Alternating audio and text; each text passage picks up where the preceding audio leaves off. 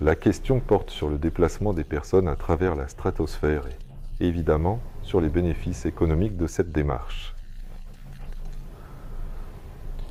Comment utilise-t-on le stratosphérique comme moyen de transport? C'est une question très intéressante.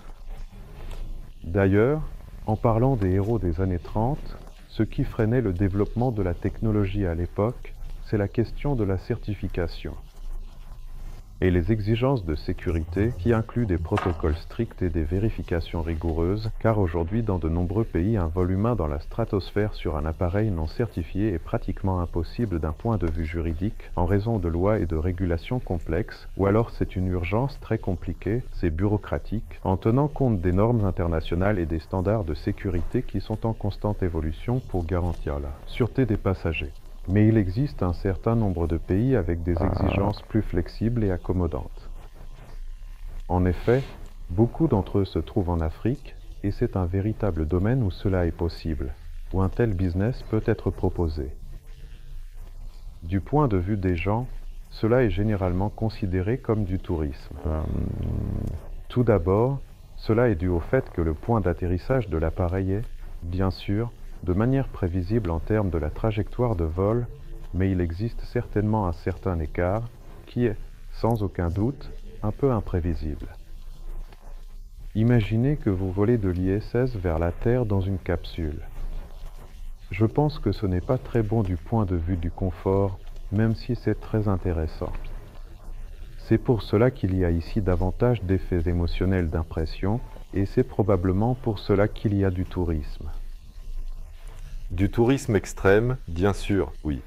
Il existe une technologie intéressante, soulever un planeur sur un ballon stratosphérique, le relâcher à un moment donné et voyager. En cédant le contrôle. Un appareil est fabriqué, un appareil est fabriqué. Le planeur est installé, une tâche militaire. Et pas même un planeur, mais avec un moteur, c'est-à-dire un avion, un drone, en fait, est suspendu à un ballon stratosphérique, largué dans une certaine zone, et dans ce cas, la portée du drone devient de plusieurs milliers de kilomètres. Bien que le drone puisse être très petit. Mais d'un point de vue économique, voyager est peu probable. Au fait, en ce qui concerne les pays où cela est possible, Fédor Kondukov l'a probablement compris et sait quelque chose. Il avait prévu de faire son voyage stratosphérique autour du monde depuis l'Australie. C'est l'un des pays où les droits de l'homme sont respectés. Il s'agit de voyager, certainement. La faisabilité économique, si on y réfléchit un peu plus, s'effondre bien sûr ici au prix du lancement d'un kilo dans la stratosphère. Autrement dit, plus nous volons haut, plus il nous coûtera cher d'atteindre cette altitude. Il ne sera donc pas possible d'emmener beaucoup de monde avec vous. Et dans ce sens, le vol est conseillé s'il s'agit d'un vol long courrier.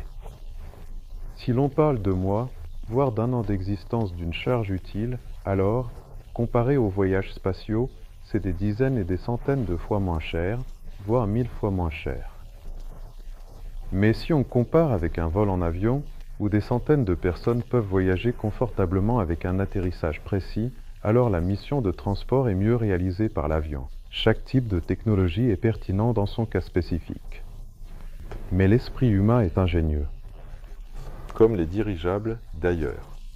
C'est tout à fait ça. Si on précise la question, c'est de Moscou à l'Afrique du Sud. C'est un peu difficile à lire. Johannesburg. Avec un planeur, je pense que tu n'arriveras pas. Eh bien, si c'était une sorte de coque jetable de notre propre production plus un planeur réutilisable, il y aurait environ une ou deux personnes, pesant approximativement 200 kg, enfin 250, soulevées à une hauteur, larguées de quelques milliers, et elles voleraient. Fais moins 60 là.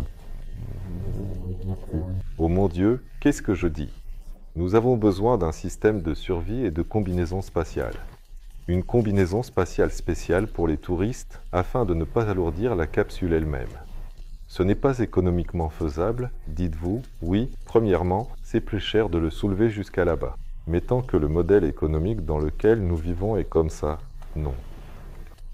Si on revient à l'époque de l'Union soviétique, ces billets de Yalta, Je ne me souviens plus exactement, c'était 3 roubles en hélicoptère, mais pas en stratosphérique.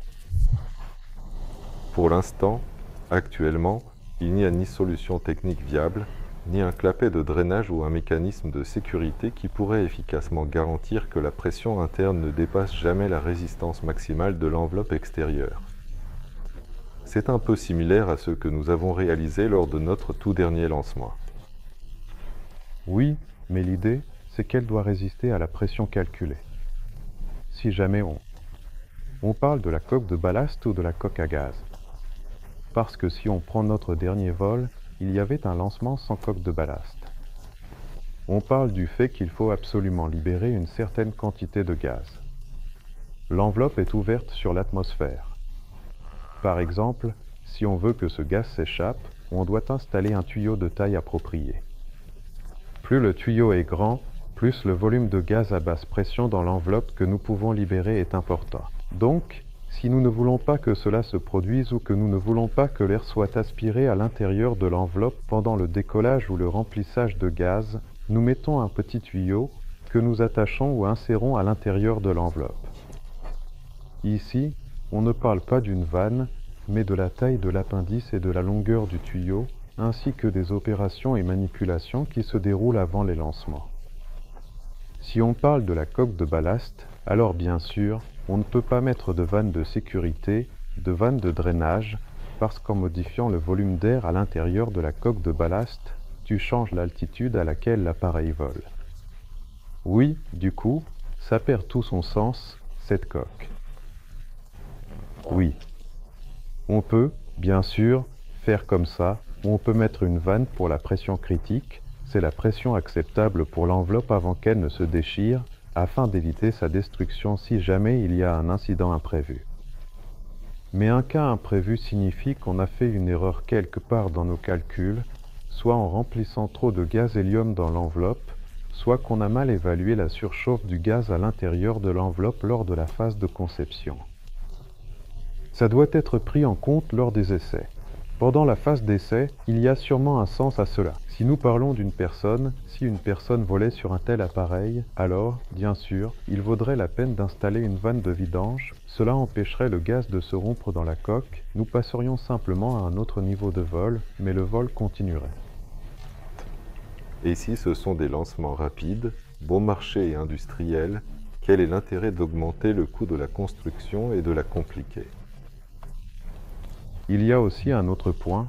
La coque de ballast représente un coût significatif pour le stratosphérique. Elle fait partie de la coque de ballast.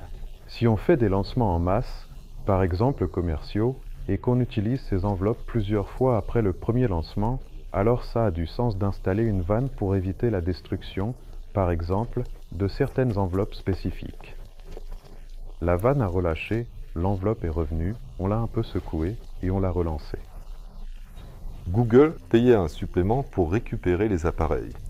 On paie aussi parfois un supplément quand il nous ramène les appareils. D'ailleurs, celui qui est revenu, il y a une histoire assez drôle à ce sujet, c'est que les locaux, quand ils ont vu qu'il atterrissait dans la forêt, ils ont dit que c'était un ovni et ont appelé la police. Ils ont informé les autorités locales, un ovni a atterri dans la forêt. Mais comme tout était en règle avec Rosaviatsia, il n'y a eu aucun problème pour récupérer la charge utile du hangar secret de la police.